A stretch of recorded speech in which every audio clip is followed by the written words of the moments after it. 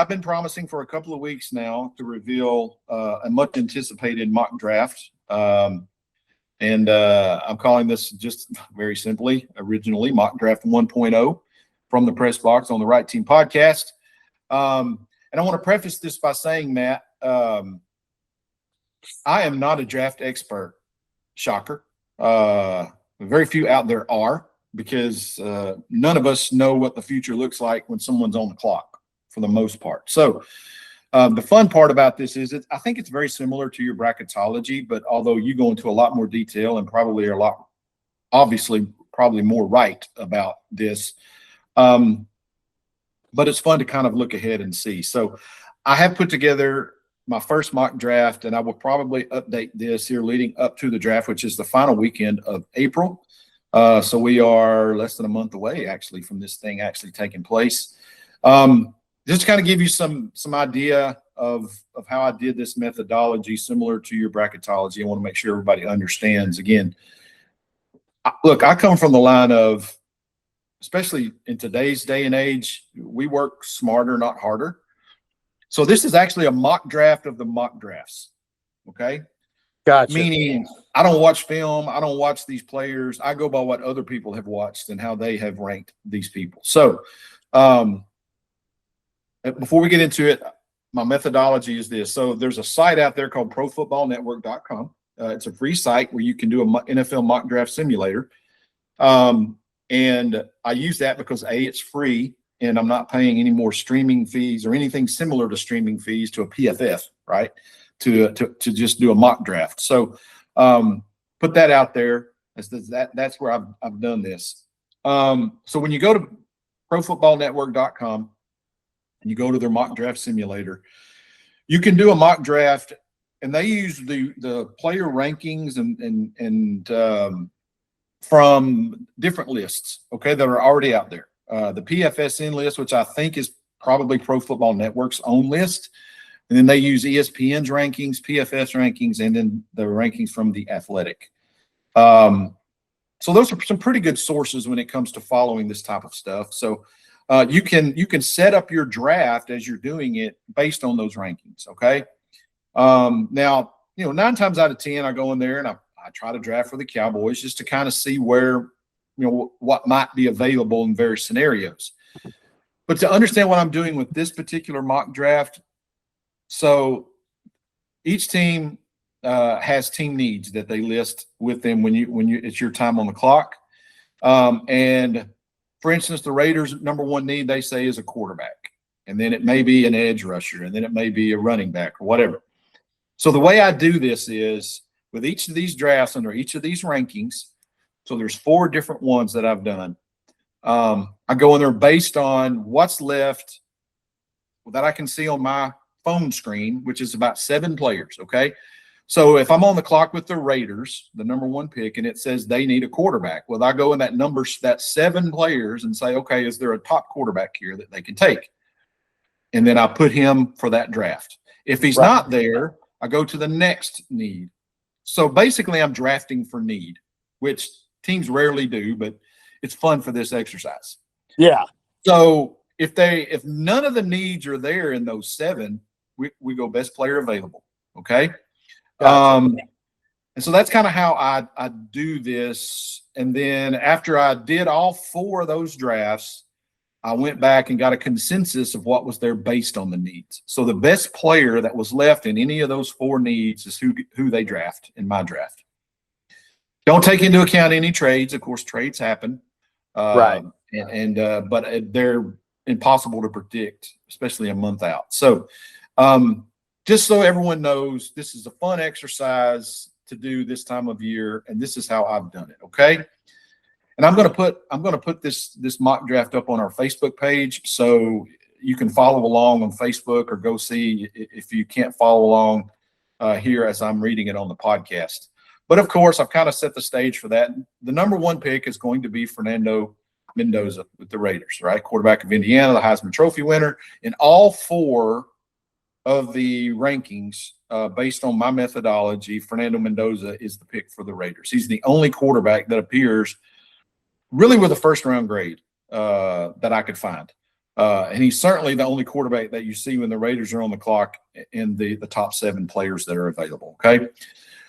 The next pick is with the New York Jets, and I have them taking edge David Bailey out of Texas Tech. Kind of an interesting thing here in their 4 drafts. One of them came up on Carnell Tate, the wide receiver from Ohio State, based on their need, which according to Pro Football Network is their biggest need. However, the other 3 sites they go edge. It works down to edge for them. And then David Bailey was actually picked twice in 2 of those. And so he gets the edge there, and it's my pick for them at the number 2 spot. You may know more about David Bailey out at Texas Tech than I do. We do like him. He's really shot up draft boards. I think at the very beginning of this thing, if you looked at him before football season started back last fall, he was probably a 2nd, 3rd round pick. Now he's, undeniably a top 5 pick. And the best edge on the board. The Cardinals might be a little bit of a surprise. They can go a lot of ways, but their number 1 need, according to the site, is offensive tackle. And so they would get their pick of the top offensive tackle. And that would be Francis Mauigoa, the offensive tackle from Miami. I have him going number 3 overall to the Arizona Cardinals.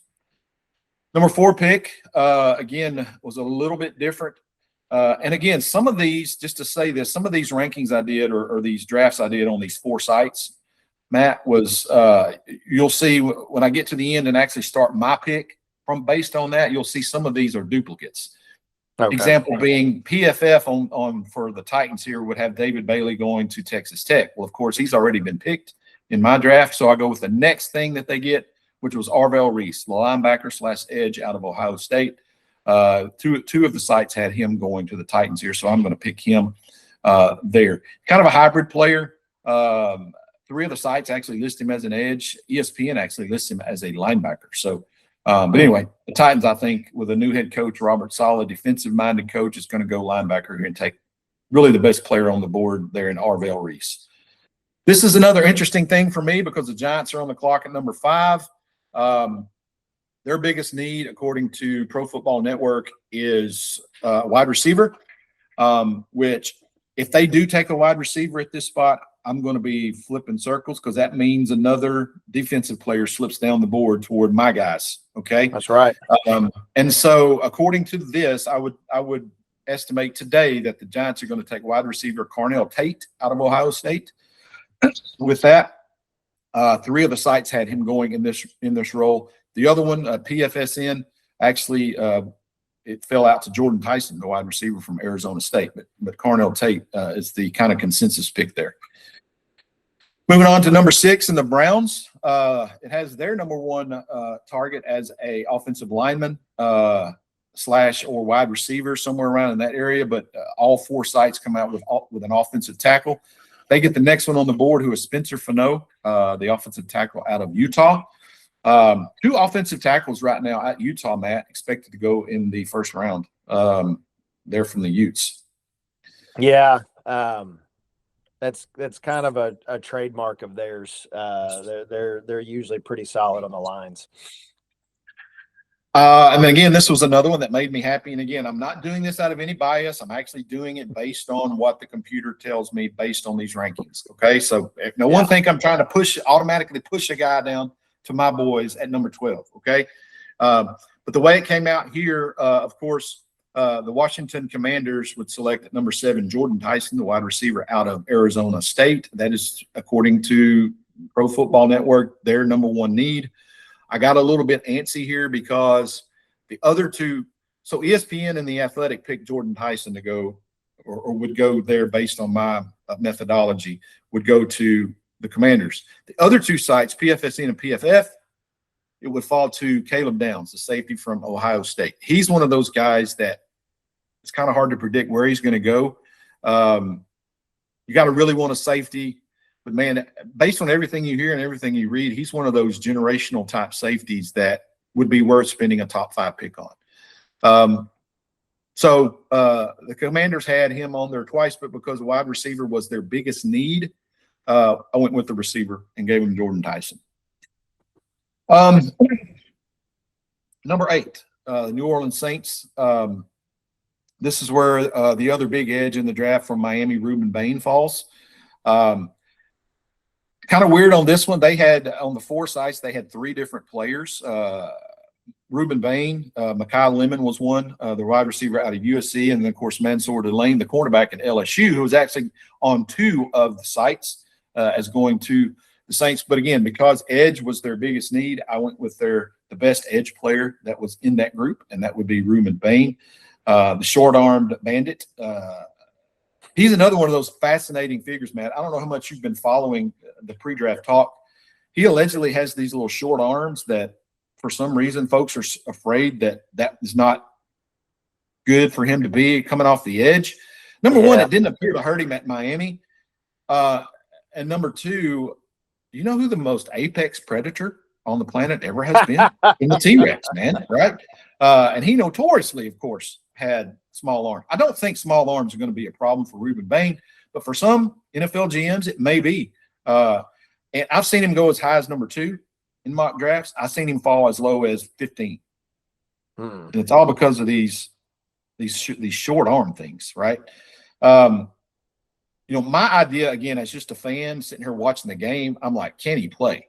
Can he get to the quarterback? This guy certainly can. So I think he goes in the top 10, specifically number 8 to the New Orleans Saints. At number 9, the Chiefs. This was kind of the controversial one that kind of made me think, okay, I could be wrong on this one based on this methodology, okay, because I can't find a mock draft where this kid goes this high. But this is what the numbers say. Keldrick Falk, the edge out of Auburn, is one of those guys that I honestly think he'll go somewhere between 15 and 25 maybe. This seems really high to be putting him here. But again, the number 1 need for the Chiefs in this draft is the edge, according to the site I was using. The best edge left in their pool of 4 players is Keldrick Falk. So I say the Chiefs draft him. Number 10, we are at – this is where Caleb Downs falls to the Cincinnati Bengals, which I could see that happening. He's an Ohio State guy, of course, Cincinnati, Ohio. I had 4 safeties here. All 4 sites I have a safety falling to them, which is their biggest need. The other one, of course, is the Oregon safety Dylan Thieneman. But I went with Caleb Downs because he's ranked higher. Okay. I say the Bengals take Caleb Downs if he falls that far, which is a bummer for my Cowboys. At number 11, the Miami Dolphins select wide receiver Mekhi Lemon out of USC. He was the overwhelming choice based on the 4 sites that I could see. He went in 3 of those. And so I think Mekhi Lemon goes to the Dolphins, who could really use a wide receiver right now. Obviously, they've traded Jalen Waddle, and they've released Tyreek Hill, and really need some receivers in that room. So I could see the Dolphins a really heavy need here and reaching for that. And Mekhi Lemon's a pretty good receiver out there from Lincoln Riley. So I have him going at number 11 to the Dolphins. Now we get to the good pick, right? Or the pick. Here we go. You pull my hair out every April. So Cowboys, of course, have 2 number 1 picks and have a lot of needs across the board. According to ProFootballNetwork.com, the biggest need that they have is a cornerback. Okay.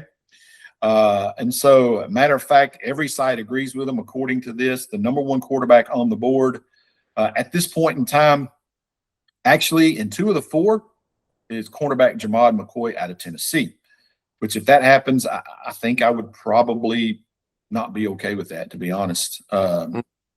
Because the Cowboys have said that we're not giving redshirt years anymore. And it's pretty well known this kid's coming off of major ACL surgery.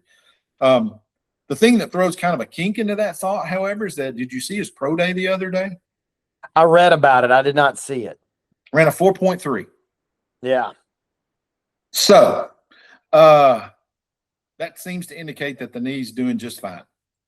But when we get to this point in the draft on my methodology, the best player still on the board is cornerback out of LSU, Mansour Delane, who is, by and large, I believe, the best cornerback in the draft. Kind of a lockdown guy. I don't know, Matt, he did not have a whole lot of interceptions. I think he only had 2 interceptions at LSU last year, but he led the nation in pass breakups. When you throw it in his area, the receiver most likely is not catching it. Yeah. And so I have Mansour Delane, the cornerback from LSU, going to the Cowboys at 12. So we take care of our number one need there at 12. I would be okay with that pick. We move on to the number 13, the Rams. Their number one need is an offensive tackle. The best player on the board still at offensive tackle is Georgia tackle Monroe Freeling. And so I have him going to the Rams at 13. Moving on down to 14, very quickly here. This is pretty high to take this guy as a guard, but that's listed as their number one need. And so this first guard in the draft comes off the board. Penn State's Alova Vega Ione. That's the best way I can pronounce that. It's better to just look at it and read it. Ione, the guard out of Penn State, goes to the Ravens at number 14. Buccaneers are on the clock at number 15. Overwhelmingly, their biggest need is edge. According to the site, all four have an edge dropping to him. This guy was the one, A, who's still left on the board, and B, he had two of the four, and that's Akeem Mesidor, edge out of Miami. Going to the Buccaneers at 15. At number 16, this is another painful one for me. So I don't know if I mentioned this, but if you have two picks in the first round, if you've already taken care of the biggest need on your team, I just go to the next need, right? So you're not taking, let's see if you need a wide receiver, which the Jets took Carnell Tate at number 2. They don't need a wide receiver anymore. So I'm going to their next one, which is linebacker. Best linebacker on the board, according to the rankings, is Sonny Styles out of Ohio State. I would not be surprised if he's still on the board that he's the pick at 12 for Dallas. In my opinion, their biggest need right now is a linebacker, a green dot player. And so I would, I could see Sonny Styles. I would expect Sonny Styles actually to be drafted before this, but according to my rankings, he goes to the Jets at 16, which is an outstanding first-round draft for the Jets. You get the best wide receiver on the board and probably the best linebacker, both out of Ohio State. Yep. At number 17, the Lions need an edge player, and I have them taking the best edge left on the board according to the rankings, and that's T.J. Parker, the edge out of Clemson. Interesting here about Clemson in the first round, which we'll get to at the end of the draft here. It's not a good look for Dabo Swinney. At number 18, the Vikings overwhelmingly need a safety. They get the next best safety on the board, which since Caleb Downs is off, that goes to the Oregon kid, Dylan Thieneman. I have him going in multiple drafts to the Vikings. Feel pretty confident about that pick. If the Cowboys need a safety at 20, I don't think Thieneman's going to be there, to be honest. At number 19, the Carolina Panthers overwhelmingly need a need at offensive tackle. I have them taking Caden Proctor, the offensive tackle out of Alabama. He's the next best one on my board. At number 20, we're back to the Cowboys. And again, they've taken their top need at cornerback with Delane at number 12. Their next need, according to the rankings, is safety. I was kind of torn on this one, but I didn't have much choice. All the other 3 out of the 4 players left on the board were already taken. And so I'm going to have to take this again. Again, I stayed within my methodology, although I don't think this is going to happen. But Emmanuel McNeil-Warren, who's a 6'3", about 200-pound safety out of Toledo, one of those hybrid kind of guys, shooting up draft boards everywhere. I just don't see the Cowboys taking, and with these 2 picks, cornerback and safety. I just don't think they're going to focus just on their secondary. I could be wrong, but this is where it falls for them. So Emmanuel McNeil-Warren, who's a good player, he's a good player. If the Cowboys are interested in him, he's one of those kids that you trade back to get. This is too high for him. I'm with you. I want to see a linebacker. I'm kind of with you on that one. They have to take a linebacker in the first round with one of these 2 picks. They have to come away with one of the best linebackers. Interestingly enough, and I'll just say it, he doesn't appear in the first round here, which I think is probably one of the problems with this methodology, is the kid out of Texas Tech, Jacob Rodriguez. I think he could be in this situation would be a more likely pick for the Cowboys at 20, if it were to fall that way, than the one I have them.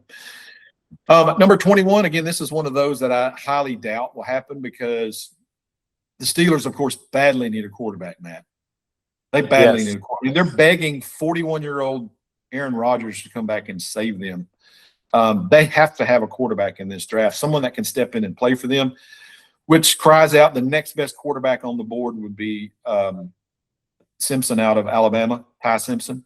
But he's not listed on any of these. He's not a first-round quarterback. But that's one position, of course, where teams will reach. So if I'm sitting here and this is the way this draft goes on draft night, I'm probably thinking the Steelers are going to be the one that takes Ty Simpson at 21. But the way I've done this draft, their next biggest need is wide receiver. And the one that I have them based off of how I've done this is Omar Cooper, the wide receiver out of Ohio State. He's the next best one on the board. But I highly doubt. Ohio State or Indiana? He's Indiana. I'm sorry, Indiana. Yeah, I did that wrong. But yeah, Omar Cooper out of Indiana for sure. He's going there.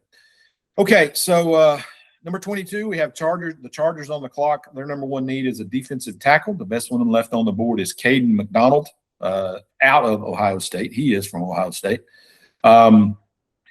All four of the rankings have them going defensive line, so I feel pretty confident about that would be their pick again if they draft based on need. There are some big names still hanging out there. I don't know if you follow along, but there's really one big one hanging out there that's going to be fascinating to watch where he falls. Think about that one. Okay. As we go along through here. Number 23, the Eagles. Their number one need, according to Pro Football Network, is edge. Kind of their edge and offensive tackle kind of dominates this for the Eagles. But according to their number one need, the best one left on the board with my rankings is Cassius Howe, the edge out of Texas A&M. So the Aggie there would go to the Eagles based on my mock draft. Number 24, had to go back and check because of this name. It made me think this kid was at Ohio State. And, of course, he's not. He's Denzel Boston, the wide receiver out of Washington. Can you see there why I would think he was an Ohio State kid? With the Boston name? For sure, for sure. So, but yeah, Denzel Boston out of Washington goes to the Browns at 24. Biggest need for the Bears at 25 is a defensive tackle. The best one left on the board is Kristen Miller, the defensive tackle out of Georgia. I have him going to the Bears at 25. At 26, this was kind of a surprise to me the way it fell. But their biggest need is a defensive end, an edge player. I would have thought it's a wide receiver. Would not be surprised to see the Bills go wide receiver here. There's a couple of really good ones left on the board. But according to what I have here, and based on their need, I have Zion Young, defensive end out of Missouri, who is kind of rated as this is kind of high for him. If he jumps up into the first round, it is definitely a reach. But I have him going to the Bills at number 26. 49ers need an offensive tackle. I have Arizona State's Max Ahea, how you pronounce that? Coacher. Sorry, Max. We'll just go with Max. But he's an Arizona State big dude going to the 49ers at 27. I was a little scared here because in one of these drafts, this player that I've talked about that's falling on the draft was mocked to the 49ers based on my methodology. So I'll go back to that here in just a second. Letting the suspense build, Matt. On number 28, this is the Texans. This is actually a pretty good pick for them if this kid falls to them. That's defensive tackle Peter Woods out of Clemson. I think that would be a steal at 28, to be honest. Next up for the Chiefs, this again their second first-round pick. Again, they took Keldrick Falk on this mock draft at number 9. At 29, their next biggest need is a cornerback. Next best one on the board here based on the rankings is Avion Terrell, the cornerback out of Clemson. He's more of a slot corner, but he would fit nicely there on that Chiefs defense. Little weird about this mock draft with the Chiefs, the way it fell. I would think right now their number one thing that they need is offense around Patrick Mahomes. But none of it fell that way here based on the needs that I saw. So it's overwhelmingly defense for both of their picks. Well, and how much of this year are they going to have Mahomes? You know, that's another question. That's true. He's got that knee injury. And they did trade away their best cornerback, right? McDuffie right here a month or so ago. So, I mean, they do have a hole there to fill. I'm not really surprised that they need defense. Again, they have 2 first-round picks. I'm a little surprised. I will be surprised if they go, straight defense with the 2 picks. I would think they would need to throw in a wide receiver there. Maybe the best tight end on the board who has not gone off yet. That's Sadiq, the kid out of Oregon. some point, Travis Kelce's going to marry Taylor Swift, and they're going to ride off into the sunset together. He's not going to play football the rest of his life. But I could see maybe Sadiq going here at 29 if the Chiefs feel led to do that. But again, according to my mock, they take this Terrell kid, who's a really good cornerback, a first-round talent. Okay, we're getting to the final 3 picks here. The Dolphins are back on the board. They took care of their wide receiver need with Lemon at the number 11 spot. I have them going defense here, taking a cornerback. The other kid from Tennessee, Colton Hood, would be their next one on the board, and he would come off the board here to the Miami Dolphins. And then closing it out here for the Patriots at number 31. Again, this would be a reach, I think, if they take him, but it's New England, man. They do things differently up there. But I haven't taken our Mason Thomas, the edge out of Oklahoma. Everything I can see, he's going to go somewhere maybe between that 40 to 60 range, which is a low second-round pick. But for some reason, the way my board falls, and again, this is all based on needs, the Patriots take him here at number 31, which is basically a second-round pick, right? Yeah. And then finally, the defending defending Super Bowl champion, Seahawks at 32. This is an interesting thing here because when you get down here, of course, when you're the defending world champs, you don't have a whole lot of needs. It's more wants. They have had some losses here in the offseason. Their number one need was an offensive lineman. There is no offensive lineman really on the board at this point that warrants a first-round pick. Guess what their second need was? Who did they just lose in free agency? Running back. Super Bowl MVP, Kenneth Walker, goes to the Chiefs, right? So there's a glaring need at running back. Who's the best running back on the board? If you notice, we haven't picked a running back yet. Which is not rare, anymore. It's not rare, and that's the reason why. Yeah. You don't see a whole lot of, quote, needs of these teams. But the best player left on the board, Matt, at running back is Jeremiyah Love, running back out of Notre Dame. I would be surprised because of his talent if he falls this far, but can you imagine being the Seahawks coming off of a Super Bowl? And look, he's a consensus top 5 pick. In this draft, he is a top 5 player, but he is a running back. Nowadays, folks don't draft first-round running backs. It's very rare to do so based on need, which leads me to believe somebody's going to take a shot at him just because of his overall talent, right? Yeah. So I don't think he'll be here at 32, but if he falls, he could land with the Seahawks here at 32. Wow. You're the defending Super Bowl champion, you get a top 5 player, man. That's living right. That's living right. And you'd be happy with your replacement for Kenneth Walker. There's no question. Absolutely. Immediately they're, again, the top contender to defend their championship. He would be the ultimate security blanket for Sam Darnold to have a talent like that back there at running back. So anyway, that's great. And be good for them. But that's my first crack at a mock draft in much detail. And again, I know I ran through that just reading it off. I'm not showing it here on the video, but again, you can find that, and I'll have my methodology and everything up on our Facebook page. So if you're interested, you can go do some more study there. Yeah, hey, that was really good stuff, man. And first of all, I want to say you used way too much common sense to be accurate. There's going based on team needs. Who does that, right? But I really liked the methodology. And I'll tell you one thing that really stood out to me. There's a lot of little things that stood out to me. I am a big proponent of, if you're good at something, don't try to be kind of good at a lot of things. Build that identity at what you're good at. And we've talked a lot about the Cowboys. I'm going to flip over to the other Texas team real quick. What are the Texans really good at? It's defense. They had arguably the best defense in the NFL last year. I love that draft pick, the mock that you had for them, picking up a very solid interior lineman from defensive tackle from Clemson. Is that correct? Yes, Peter Woods. Yeah. I love that pick because, I think we see a lot of teams get really good at something and they're like, now we need to work on this, this, and this. And then you build up a couple other things, but the thing you were really good at starts to, fall off a little bit. So I really like the idea of the Texans drafting a defensive player just to continue to be, that's our identity. And we're going to trust that Stroud and a couple other little pieces are going to pick it up, but that's our identity and that's what we're going to be. I like that idea. You see a lot of these, at least the way that I see it. I don't have any scientific evidence on this, but it seems like if you're picking in the top 10, you have to take best player available. You just can't pass, which leads me to believe Jeremiyah Love is going to go somewhere between 10 and 15. You're right. I mean, he's not going to get past that. He's too good a player.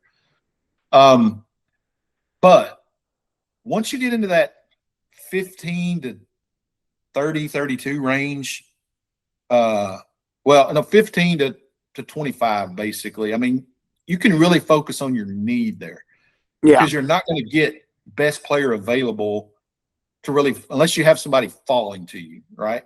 Like CeeDee Lamb did. CeeDee Lamb was a top 10 player, but he fell, I think, to 17 or 18 to the Cowboys. That was not their need. But when a player like that falls to you, you have to take him.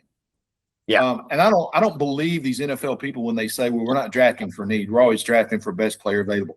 If you're the Dallas Cowboys right now, you have to come out of this first round with a linebacker. You have to. You don't have any on your roster. You have not addressed it in free agency yet.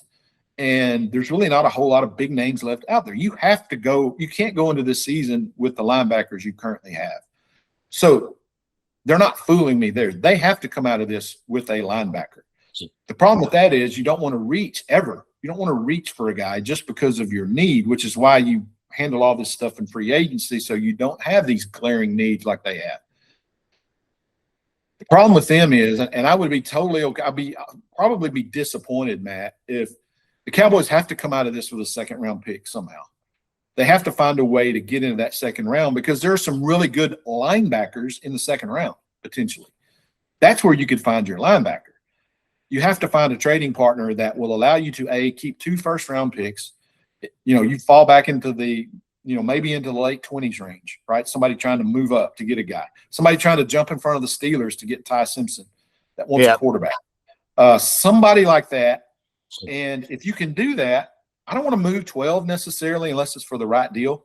But if you can move that 20 pick and somehow keep a first-round pick and get a second-round pick out of it, that would be ideal for Dallas on draft night because at that point you could pick an Anthony Hill Jr. or you could pick a C.J. Allen, maybe a Jacob Rodriguez early in that second round, and you could get your linebacker and keep your first 2 picks.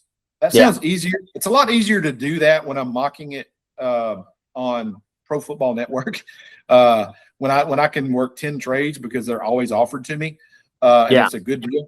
So, I've ended up with as much as 15 draft picks out of that thing just by trading in and out and getting good players. But anyway, they don't do that anymore. But the Cowboys, I think, have to find a number 2. They can't go from not picking from number 20 to number 92 as it currently stands right now. There's just too many good players in there, and they need good players. Yep. You mentioned the Peter Woods thing. If that happens to the Texans, that would be their ideal scenario because they're in that stage of development right now where, constantly picking in the late part of the first round. Again, you're basically not picking it. It's practically the second round. When you do that enough, you have to be really good on draft night to find those late first round guys that can hit, AKA don't draft another Mozzie Smith like the Cowboys did, right? He's a prime example of that. So at what point does their success start to hurt the Texans? Yeah. I think if you get a player like a prospect like Peter Woods that falls to you that's going to extend their window for sure. As you said, certainly on defense. Just again, a couple of little tidbits here based on my mock draft. There was a lot of Ohio State kids, a lot of players going in the first round as usual. They had 5 first rounders in my mock draft. Interestingly enough, Miami had 3. The other one that had 3 that tied for second was Clemson. Dabo Swinney has, at least based off of this mock drafts, 3 potential first rounders going and, isn't sniffing an ACC championship, much less the playoff right now. What does that say about where he's at Clemson right now? I don't know. Yep. Interesting. We'll talk about that more when we get closer to football season, of course. There were 8 edge rushers that went in this draft, 5 wide receivers, and of course, interestingly enough, the 1 quarterback. There's really no quarterback other than Fernando Mendoza that's anywhere remotely near a first-round draft pick. But it's a quarterback. And I don't think Ty Simpson sees the second round. I think Ty Simpson goes somewhere in the first round because he's the next best thing. Yeah. And I'm not saying he's not a good quarterback. I'm just saying we've watched him play. I mean, he's very inconsistent. And you don't need that when you're spending first round capital on a quarterback. But the Steelers are kind of like where the Cowboys are with linebackers. They got to have a quarterback out of this draft. Yeah. So anyway, good stuff there. I enjoy doing it. It's pretty fun. And again, we'll update that as we get closer to the draft. So there's my take on it.